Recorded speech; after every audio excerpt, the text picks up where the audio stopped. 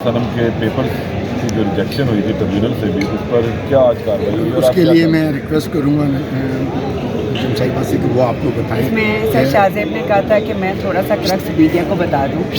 इसमें इसकी हियरिंग बहुत ज़बरदस्त हुई है। रातों रात उन्होंने क्या किया कि जो ECP का एक्ट है उसमें सेक्शन 51 है, जिसमें उन्होंने एक लाइन ऐड कर दी जो कि पहले नहीं थी।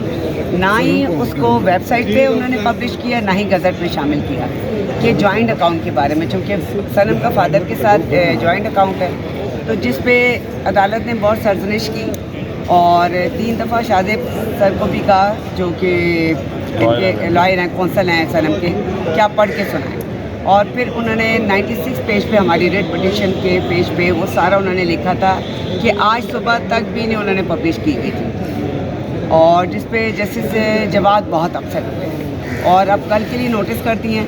तो लेट्स सी, अल्लाह करे बहुत अच्छी इंशाल्लाह हियरिंग हो जाए, उसके एक्सेप्ट हो जाए पेपर और इलेक्शन का टेस्ट कर सकें। जावेद भाई, 4 मरहलों से आप गुजर चुके हैं, आज ये एक आखिरी मरहला आपके पास आ गया, कितने पुरुमीद हैं और क्या आप? ये ऐसा ही था जैसे जंगल से जुए शहर में, बहुत मुश्किल काम था। मैंने 5 जगह पे उसके पेपर दाखिल कराए, हर उस रुकावट को अबूर किया कानून के दायरे में रहते हुए। जो PTI के दीगर जो उम्मीदवारान हैं उनको फेस करनी पड़ी।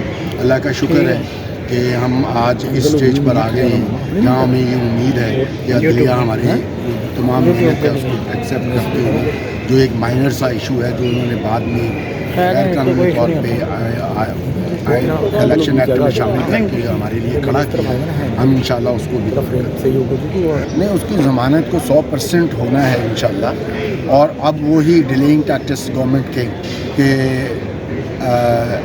वो प्रोसिक्यूटर नहीं आया, रिकॉर्ड नहीं आया, उस ज़मानत के लिए जिस मुकदमे में अब 367 की बात हो रही है, उसमें जब जुडिशल किया गया सनम को, तो जो मैंने बहुत कम जज इतने नाइस और अच्छे देखे हैं, जैसे कि सीनियर जज कैसन नज़ीर भट्ट साहब हैं। उन्होंने प्रोसिक्यूशन से एक FIR के बारे में पूछा कि ये आपने कैसे इसको इन्वॉल्व किया।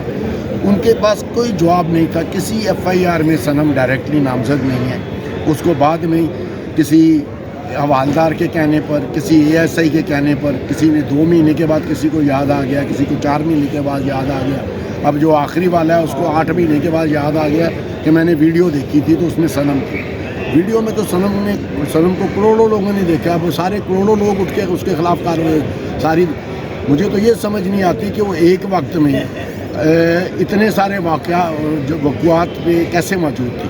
उसने बल्कि बेचारी ने खुद सवाल किया था कोर्ट में कि मैं कोई छलावा हूँ कि हर जगह पे आप मुझे नामजद करते जा रहे हैं, हर जगह पे मैं मौजूद थी। ये जो गवर्नमेंट है, कौन करवा रहा है आपको? ये सारा का सारा जो है, जो उसके हैंडलर हैं, लाने वाले जो हैं नवाज शरीफ को, वो करवा रहे हैं। और ये जो निगरान गवर्नमेंट है और सेंट्रल गवर्नमेंट है और मरियम के कहने पे हो रहा है ये सब कुछ। तो हम यही कहेंगे जो मुखालिफ उम्मीदवार है उसके कहने पर सब? यस, उसको उसके कहने पे हो रहा है जी, पहले दिन से उसके कहने पे। अच्छा, आपकी दूसरी बेटी भी इलेक्शन में हिस्सा ले रही है? जी, मेरी दूसरी बेटी भी इलेक्शन में हिस्सा ले रही है और उसने सेम सर्कमस्टांसिस में पेपर दाखिल कराए। उसके पेपर एक्सेप्ट हो गए क्योंकि वो हाईलाइटेड नहीं थी, वो मरियम के ख़िलाफ़ नहीं थी, इसलिए उसके पेपर एक्सेप्ट हो गए। Under same terms and condition उसके पेपर दाखिल किए गए। उसका भी मेरे साथ, उसका भी, मेरी तीनों बेटियों का मेरे साथ जॉइंट अकाउंट है, क्योंकि वो मेरे साथ बिजनेस में पार्टनर हैं, तो उनका हिस्सा जो है उनके अकाउंट में हर महीने ट्रांसफ़र होता है। तो सनम का भी उसी तरह अकाउंट है जैसे सनम का और अनम का मेरी बेटी का है। उसके पेपर्स में किसी ने ऑब्जेक्शन नहीं किए क्योंकि उसको मरियम फॉलो नहीं कर रही थी या मरियम को अकोमोडेट नहीं करना। आप लोगों ने कहीं इस तरह तो नहीं कोई धोखा सा दिया और दिखाई एक मारी खबी, कहते हैं ना मारनी सजी या बखानी सजी? जावेद साहब ने वही किया जो वो कर रहे थे।